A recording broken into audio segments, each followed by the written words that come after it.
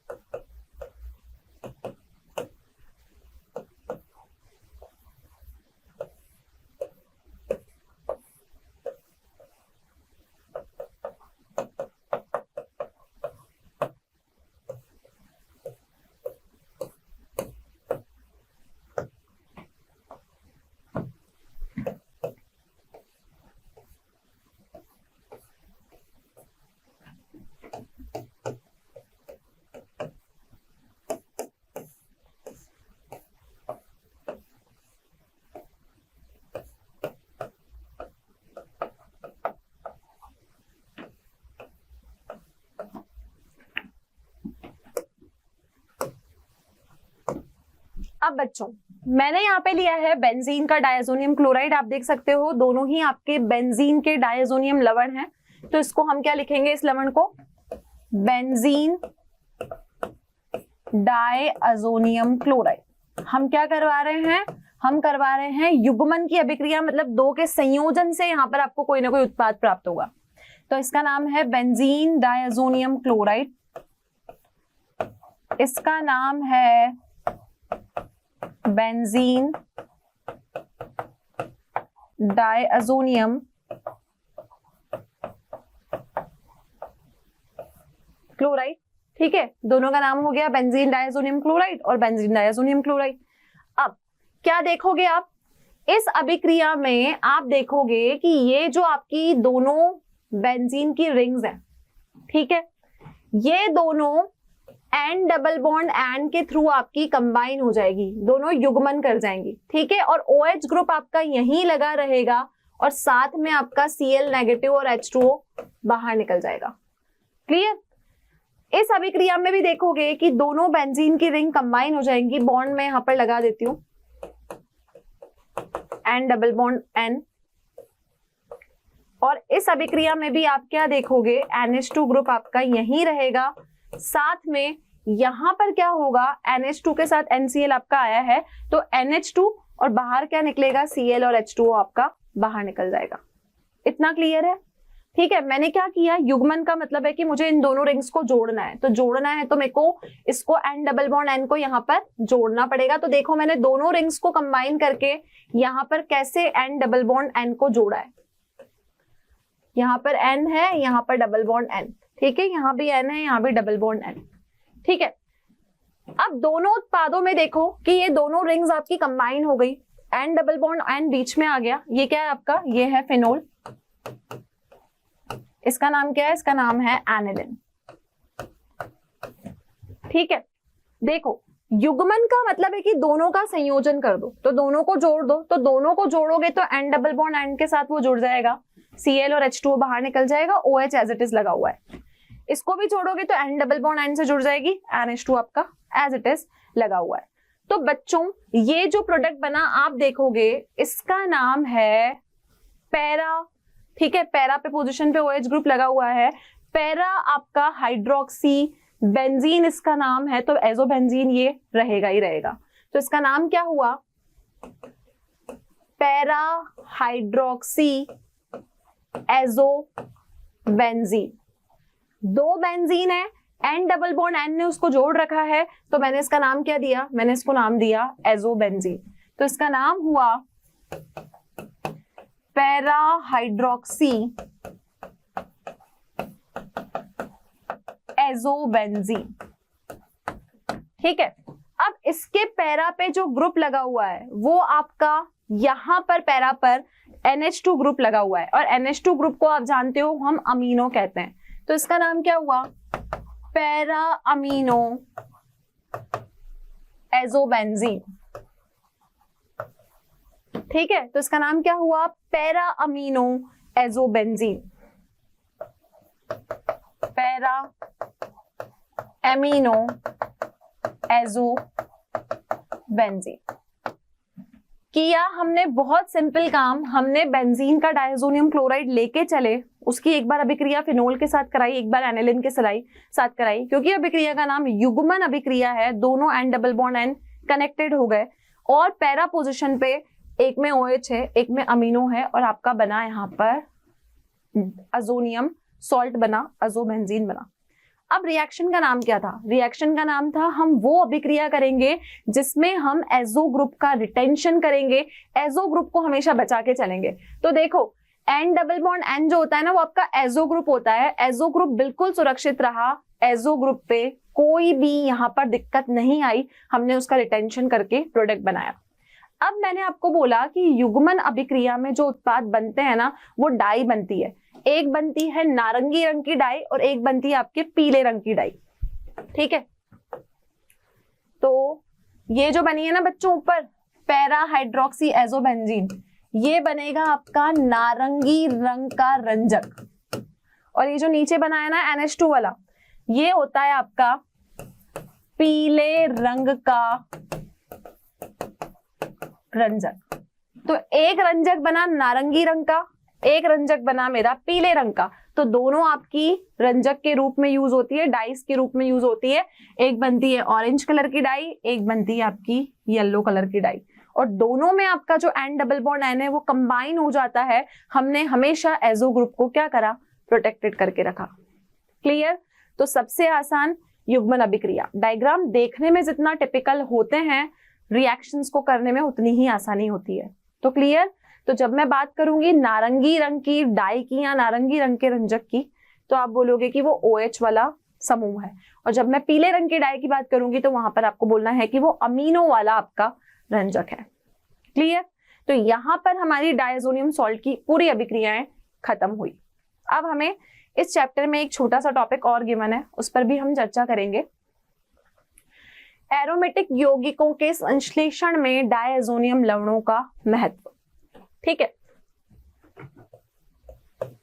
Aromatic compounds, और दूसरे हो गए हमारे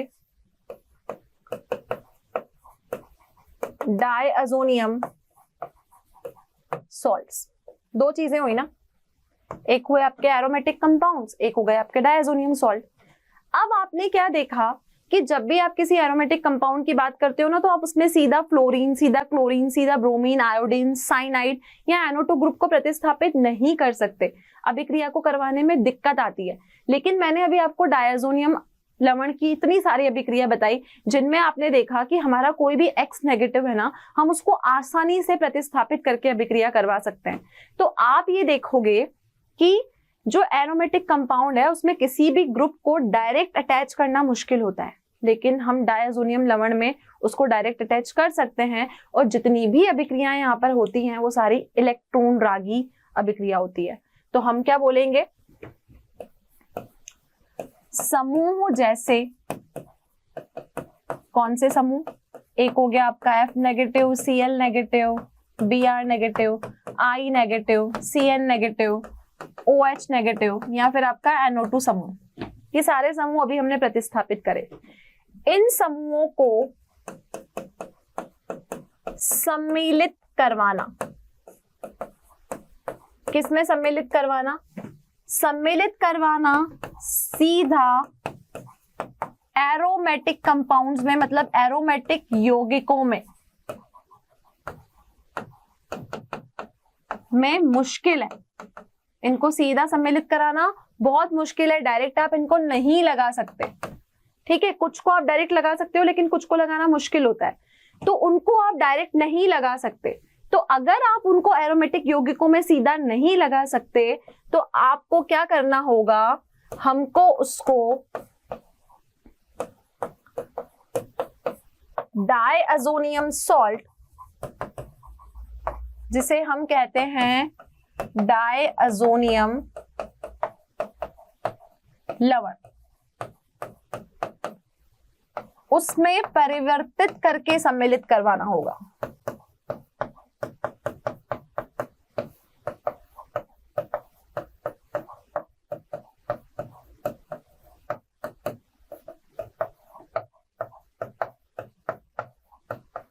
ठीक है, पहले हम उसको डायज़ोनियम सॉल्ट में कन्वर्ट करेंगे, उसके ऊपर N2 पॉजिटिव Cl नेगेटिव लेके आएंगे और बाद में हम क्या करेंगे, बाद में हम उसको सीधा उस ग्रुप को इंट्रोड्यूस करवा देंगे। तो टॉपिक का नाम है कि एरोमेटिक यौगिकों के संश्लेषण में डायअज़ोनियम लवण की महत्वता क्या है, कि जब तक उसको रिंग के ऊपर आप डायअज़ोनियम लवण N2 पॉजिटिव और Cl नेगेटिव नहीं लेके आते तो डायरेक्टली इनको इंट्रोड्यूस आप नहीं कर सकते हो। तो ये इनकी इंपॉर्टेंस है कि जब भी आप कोई यौगिक बनाओगे किसी भी लेबोरेटरी में, तो आपको उनको पहले N2 पॉजिटिव और Cl नेगेटिव में कन्वर्ट करना ही होगा। इतना क्लियर बच्चों? चलिए, ये आपका इस चैप्टर का लास्ट टॉपिक था, लेकिन अभी हम एक क्वेश्चन करेंगे जिससे हम डायअज़ोनियम लवण की उपयोगिता के बारे में जानेंगे और आप देखोगे कि अभिक्रिया कैसे हुई, हमने अभी तक क्या क्या पढ़ा। तो एक प्रश्न आपको गिवन है, 4 नाइट्रोटोल्यूइन को 2 ब्रोमो बेंजोइक अम्ल में कैसे परिवर्तित करोगे। ठीक है, स्टेप बाय स्टेप मैं आपको क्वेश्चन को समझाऊंगी। क्वेश्चन जब समझाऊंगी तो सारे जो पिछले कॉन्सेप्ट्स हैं वो भी आपके इसमें इंट्रोड्यूस होते जाएंगे और आपको अच्छे से इस क्वेश्चन को समझ के करना है। ठीक है, तो देखो होगा क्या। पहले बात हुई है 4 नाइट्रोटोल्यूइन की। ठीक है, टोल्यूइन का मतलब होता है रिंग के ऊपर CH3 ग्रुप, याद आ गया। 4 पे नाइट्रो है तो 1 2 3 4, मैंने 4 पे क्या लगा दिया, नाइट्रो ग्रुप लगा दिया। ये मैंने क्या बनाया, ये मैंने बनाया 4 नाइट्रो टोल्यूइन। अब बच्चों इस सब से जो लेके आना है ना, ये तो आपका अभिकर्मक में लेके चल रही हूं, मेरे को उत्पाद चाहिए 2 ब्रोमो बेंजोइक अम्ल, इसको मैं यहां बना रही हूं। ठीक है, रिंग के ऊपर अगर COOH लगा हुआ है तो वो बेंजोइक एसिड होता है, याद है आपको, और 2 पे ब्रोमो है तो ब्रोमो को मेरे को यहां लगाना पड़ेगा। ये नंबर हो गया 1, ये नंबर हो गया 2, यहाँ पे ये नंबर हो गया 1 2 3 एंड 4। इसका नाम हुआ 2 ब्रोमो बेंजोइक एसिड। ठीक, अब करना क्या है ये समझना, मुझे यहां से यहां पर पहुंचना है। ठीक है, यहां से मुझे यहां पहुंचना है। तो देखो इस CH3 की बातें हम बाद में कर लेंगे, पहले हम सोच रहे हैं कि इसके ऊपर Br कैसे लेके आए। तो देखो बच्चों क्या करेंगे, इस अभिक्रिया में Br2 को ऐड कर दो। जैसे ही इसमें आप Br2 डालोगे ना तो यहां क्या होगा, रिंग के ऊपर CH3, यहां आ जाएगा आपका Br और यहां पर आपका NO2 लगा हुआ है। इतना क्लियर? अब करें क्या आगे? हम सोचें कि हमें करना क्या है, मुझे क्या करना है। मैंने Br तो लगा दिया, लेकिन मेरे को उसको COH बनाना है और इसको मेरे को NO2 बनाना है। ठीक है, तो मैंने क्या किया, मैंने इस अभिक्रिया में डाला SnHCl। अब आपको पता है ये जो SnHCl है ना, ये एक अपघटन का काम करता है, रिडक्शन रिएक्शन करवाता है। और अगर आपको ध्यान हो तो मैंने आपको बताया है कि NO2 का रिडक्शन करते हो तो NH2 ग्रुप आपका जो है अमीन ग्रुप जो है यहाँ पर बनता है। तो देखना होगा क्या, मैंने इसको ऐसा का ऐसा बना लिया। ठीक है, यहां मैंने Br भी लगा दिया और मैंने यहाँ पे कौन सा ग्रुप बना दिया, इसको NH2 बना दिया। तो NO2 से जब आप NH2 पे चले तो यहाँ पर क्या हुआ, यहाँ पे आपका रिडक्शन हुआ। रिडक्शन को हम हिंदी में कहते हैं अपघटन। क्लियर? तो ये आई आपकी पहली स्टेप, ये आ गई आपकी दूसरी स्टेप। अब मुझे क्या करना है, मुझे इस NH2 को भी तो हटाना है। NH2 को मुझे यहाँ से बिल्कुल ही हटाना है। तो बिल्कुल ही हटाने के लिए मैं क्या कर रही हूँ, इसमें डायजोनियम सॉल्ट बना देती हूँ। तो मैंने क्या किया, इस अभिक्रिया में डाला NaNO2 प्लस HCl। ठीक है, ये डालने के पश्चात क्या देखोगे आप बच्चों, यहाँ है आपका CH3 लगा हुआ, Br यहाँ पे लगा हुआ है। ये जो NH2 है ना, ये बन गया आपका N2 पॉजिटिव और Cl नेगेटिव। इतना क्लियर? ठीक है, लेकिन हम क्या देख रहे हैं, हमको ये अभिक्रिया में चाहिए ही नहीं। जो मेरे को प्रोडक्ट मिल रहा है ना, यहाँ पे नीचे कुछ भी नहीं है। तो अगर कुछ भी नहीं है तो ये तीसरी स्टेप के बाद मुझे चौथी स्टेप में क्या करना पड़ेगा, मुझे इसमें डालना पड़ेगा हाइपोफॉस्फोरस एसिड, फॉस्फोरिक एसिड और H2O की प्रेजेंस में इसको करना पड़ेगा जल अपघटन। अगर आप ऐसा करते हो तो प्यारे बच्चों यहाँ पर क्या होगा, यहाँ आपका CH3 है और Br और ये पूरा का पूरा वहां से हट जाएगा, यहाँ पर कुछ नहीं आएगा। तो ये आपका कौन सा प्रोडक्ट हो गया, फोर्थ। ठीक है, अब मुझे क्या करना है, मुझे Br मिल गया, रिंग मुझे ऐसी की ऐसी दिख रही है, लेकिन मेरे को ये CH3 यहाँ पर नहीं चाहिए, मुझे यहाँ पे क्या चाहिए, COOH चाहिए। अब आपको पता है कि अगर CH3 को अगर आप ऑक्सीडेशन ऑक्सीकरण करवाते हो तो ये आपका COOH में कन्वर्ट हो जाता है। तो ऑक्सीडेशन हमेशा स्ट्रॉन्ग ऑक्सीडाइजिंग एजेंट की प्रेजेंस में करवाएंगे, जैसे कि KMNO4। तो KMNO4 डालते ही आपका ये जो CH3 है ये किस में परिवर्तित हो जाएगा, ये आपका COOH में परिवर्तित हो जाएगा। क्लियर? तो देखिए मैंने क्वेश्चंस को स्टेप बाय स्टेप कैसे किया। मेरे पास में 4 नाइट्रोटोल्यूइन था। ठीक है, मुझे ब्रोमीन को इंट्रोड्यूस कराना था तो मैंने ब्रोमीन डाल दिया। ठीक है, सेकंड पोजीशन पे ब्रोमीन आ गया। NO2 को मेरे को कैसे भी करके हटाना है, तो मैंने NO2 का रिडक्शन किया, अपघटन नहीं अपचयन किया। इसको वर्ड को सही कर लीजिए, अपचयन। अपचयन मतलब रिडक्शन होता है। तो NO2 में अगर मैंने SnHCl डाला तो ये ग्रुप मेरा NO2 आ गया। अब NO2 से NH2 तो मैंने बना लिया, लेकिन मुझे ये पता चला कि मुझे ये नहीं चाहिए, मुझे इसको हटाना है। तो हटाने के लिए पहले मुझे इसको क्या बनाना पड़ेगा, डायजोनियम सॉल्ट। तो स्टेप 1 में Br लगाया, स्टेप 2 में NH2 बनाया, स्टेप 3 में इसको डायजोनियम सॉल्ट बनाया, हटाने के लिए इसमें H3PO2 डाला, ये हो गई स्टेप 4। और हटने के बाद भी मुझे पता चला कि मुझे यहाँ पर CH3 नहीं चाहिए, मुझे यहाँ पे COOH चाहिए। तो मैंने क्या किया, इसको KMNO4 डाल के इसको मैंने ऑक्सीकृत करवा दिया। तो ये मैंने क्या किया, यहाँ मैंने ऑक्सीडेशन किया। अब बच्चों इस इकलौते क्वेश्चन में मैंने हर स्टेप में, मैंने कितनी स्टेप की, 5 की ना, 5 स्टेप में मैंने अलग अलग 5 कॉन्सेप्ट्स का यूज किया। अब ये कॉन्सेप्ट्स अप्लाई करना आपको भी आना चाहिए, और ये आपको तभी आएगा जब आप इनके एनसीईआरटी क्वेश्चंस और एग्जाम्पल की प्रैक्टिस करेंगे। क्योंकि कोई भी आपसे एग्जाम में डायरेक्टली क्वेश्चन नहीं पूछेगा कि आपकी सैंडमेयर अभिक्रिया क्या होती है, गेटरमैन अभिक्रिया क्या होती है। हमेशा रिएक्शन को ऐसे उलझा के दिया होगा और उत्पादों को आपको पहचानना होगा। तो आई होप आज का हमारा लास्ट लेक्चर सभी बच्चों को क्लियर है, जिसमें हमने रासायनिक अभिक्रियाओं को पूरा किया और साथ में हमने ये देखा कि एरोमेटिक हाइड्रोकार्बन में डायजोनियम सॉल्ट्स का कितना ज्यादा इंपॉर्टेंट रोल है। तो बच्चों ये चैप्टर हमारा यहीं कंप्लीट होता है, और इस चैप्टर को हमने 2 हिस्सों में पढ़ा, अमीन्स और डायजोनियम लवण, और हमने इसको सारी रासायनिक अभिक्रियाएं, सारी इसके भौतिक गुण, सारी बनाने की विधियां, सब कुछ हमने 6 लेक्चर्स में कंप्लीट कर लिया। आई होप ये लेक्चर सभी बच्चों को क्लियर है। तो इस चैप्टर से रिलेटेड अगर आपको कोई भी कंटेंट, डीपीपी या क्वेश्चंस की रिक्वायरमेंट है तो आप डाउनलोड कर सकते हैं मोशन लर्निंग ऐप। तो बच्चों नेक्स्ट क्लास में हम फिर मिलेंगे और स्टार्ट करेंगे हमारा नया चैप्टर जो है आपका जैव अणु, जिसे हम बायोमोलिक्यूल्स कहते हैं। तो बच्चों हमारे साथ कनेक्टेड रहिए। अगर मैं ऑर्गेनिक केमिस्ट्री की बात करूं तो ऑर्गेनिक केमिस्ट्री के 4 चैप्टर्स हम आज के लेक्चर तक कंप्लीट कर चुके हैं। अब जो हम लेक्चर करने वाले हैं वो भी ऑर्गेनिक केमिस्ट्री का पार्ट है, लेकिन उनमें हम ये सब नहीं पढ़ेंगे जो अभी तक हम पढ़ चुके हैं। हम वहां पर बिल्कुल ही नए कॉन्सेप्ट्स की चर्चा करेंगे। तो हमारे साथ कनेक्टेड रहिए। Thank you so much. Have a great day.